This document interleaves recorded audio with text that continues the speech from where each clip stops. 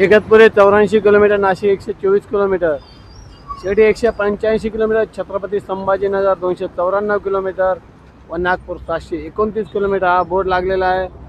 आणि इथे तुम्ही पाहू शकता लाल मातीचा ढिगारा.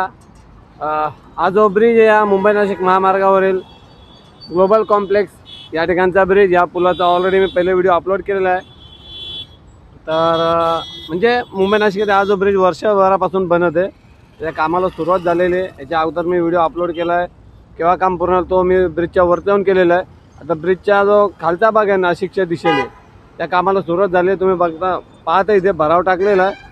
आज जसा भराव पूर्ण होईल इथून पुढे इथे देखील काम झालेले म्हणजे कामाला सुरुवात झालेली आहे. तुम्ही पाहू शकता हे बघा इथे कामाला सुरुवात झालेली आहे आणि इथे देखील कामाला सुरुवात झाली. तर सर्वात महत्त्वाचा मुद्दा म्हणजे जेव्हा हे लाल मातीचा ढिगारा पूर्ण हा जो रस्ता एक पूर्ण स्लोप तयार होली ती उतरण सुरू झाल्यानंतर हा रस्ता बनवला. हा रस्ता बंद झाल्यावर जो पर्यायी मार्ग राहील तो या ब्रिजच्या बाजूला ऑलरेडी मी अगोदरच्या व्हिडिओ सांगितला होता.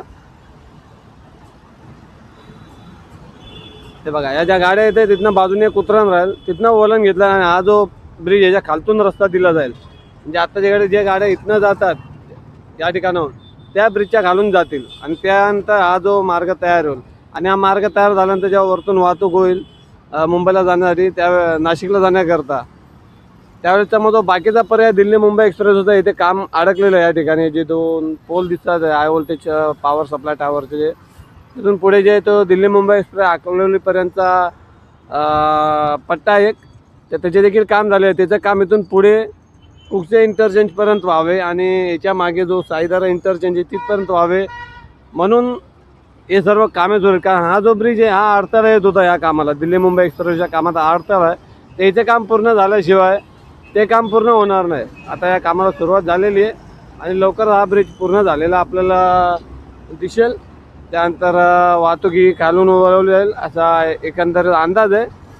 पाहूयात पुढे अजून जसे जसे काम होत राहील तसे मी तुम्हाला अपडेट देत राहील. या ब्रिजच्या खालती आता भराव टाकणं सुरू झालेलं आहे आणि तुम्हाला मी इथे दाखवतो जे उतरण आहे लेवल त्याची देखील इथं कामाला सुरुवात झालेली आहे. हे बघा इथे लाल माती टाकून लेवल करण्यात येत आहे. हे बघा हे लाल माती टाकून ही इथनं अशी पुरी एक लेवल राहील जी ब्रिजला लागून असेल. खास आपल्याला आपली मराठी व्हिडिओ आवडल्यास लाईक करावे, चॅनलवर पहिल्यांदा आलं तर सबस्क्राईब करावे आणि असेच नवीन नवीन अपडेट पाहण्यासाठी आपल्या ज्या कमेंट्स आहेत त्या देखील नमूद करावेत की आपण कुठला अपडेट पाहाल. हे पाहू शकता इथे कशा गाड्या येतात अडथळा निर्माण करतात. असो आजचा व्हिडिओ इथे संपवतो. जय हिंद, जय महाराष्ट्र.